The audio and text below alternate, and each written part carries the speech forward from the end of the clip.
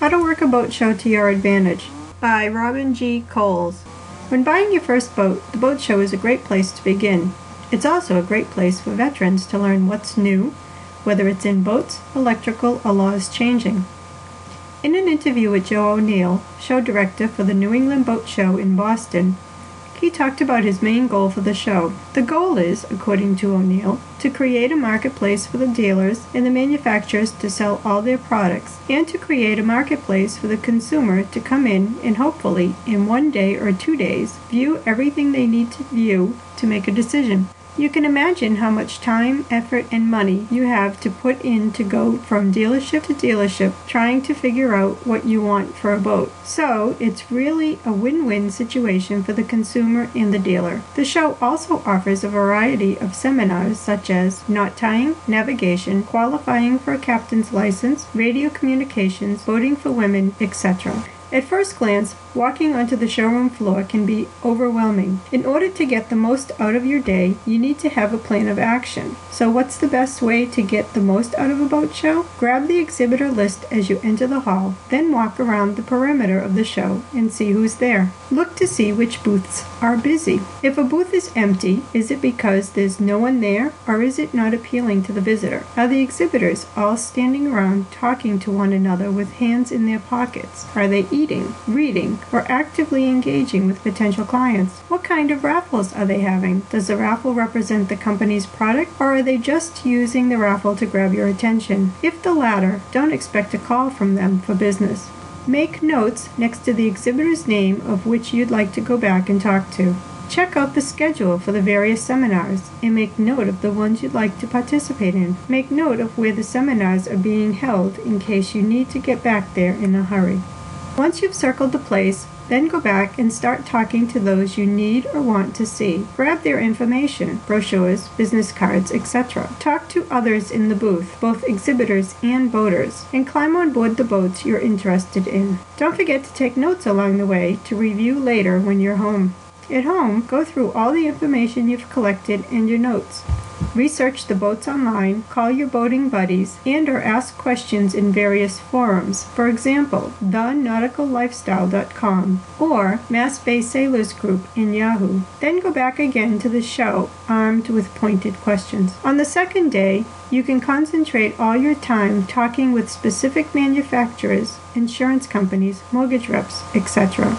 Go more than 1 day. If you're serious about buying a specific boat, ask the manufacturer for a pass to come back again and spend more time with them. This is when having your family with you makes sense, because when it's time to make that final decision as to the type of boat that's right for you, John Crosby of Northeast Yacht Brokerage says there's a formula to try to figure out what is the best style and size boat for their needs. That formula is: what's your past boating experience? Where you currently do your boating? Your family size? How many people? How old, or rather, how big are your children? How many friends do you want to take out? Where do you want to go? How long are you going to stay on the boat overnight?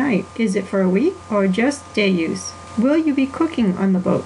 Buying a boat can be an expensive proposition, especially if you purchase the wrong type of boat. These questions can help steer you in the right direction. Plus, answered honestly, the right boat will provide you with a great boating experience for a long time. So, while you're at the show, let your family climb all over the boats, see which ones fit your needs and theirs. Try out different size boats as well. You'd be surprised how much better a 27 or 28-foot boat feels in comparison to a 26-foot boat. A good salesperson should also be able to point you in the right direction just by watching the little ones on a boat. 4 mistakes when buying a boat. 1. Not having a slip. If you've decided you want to keep the boat at a particular marina, yacht club, or on a mooring, the first mistake is not having a slip or mooring before you buy the boat. It is much easier to get this done first because once you've bought the boat, you now have some place to put it. Otherwise, you may be scrambling trying to find a slip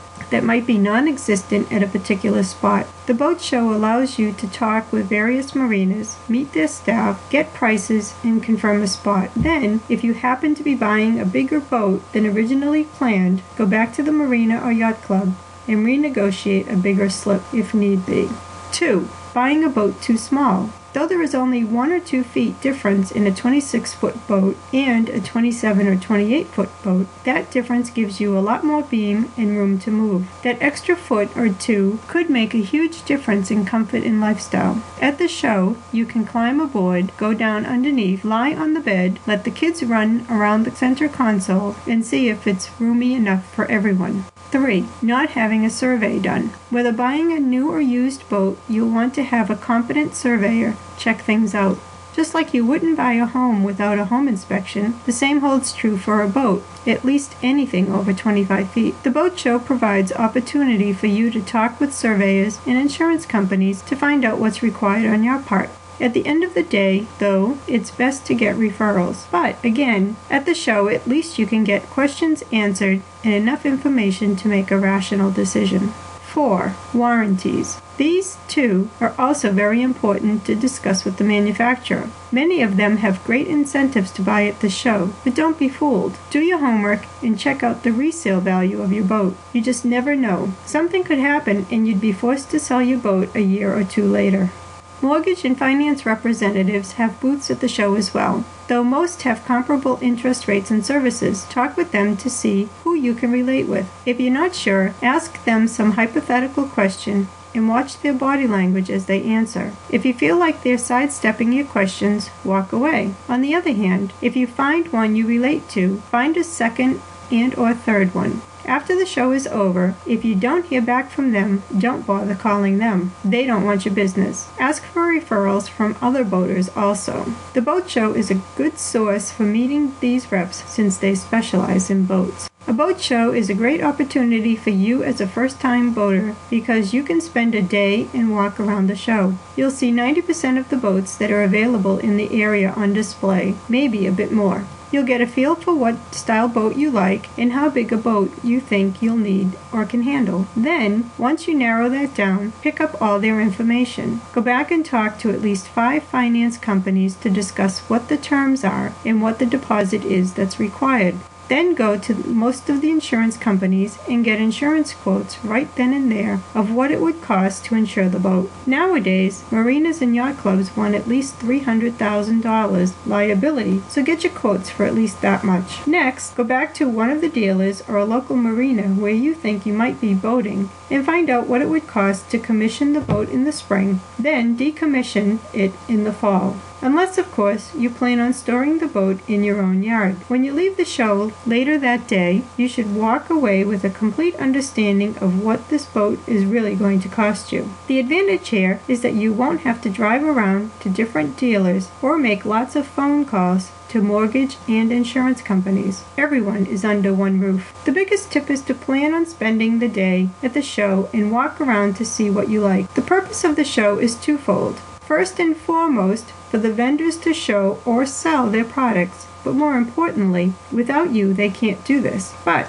their main objective is to answer all your questions so you can make a qualified decision. Bring your kids with you and let them run around the boat. And if your spouse goes sailing or boating with you, or you want them to and they currently don't, have them come to the show as well to climb aboard the boats. Get them involved in the decision making. You'll be glad you did. For kids, there's a lot more room in a center console than a boat with a windshield and deck. It's more practical than a little cabin and carpeting. A bow rider is good if you want to put a lot of people on the boat and just go out for the day.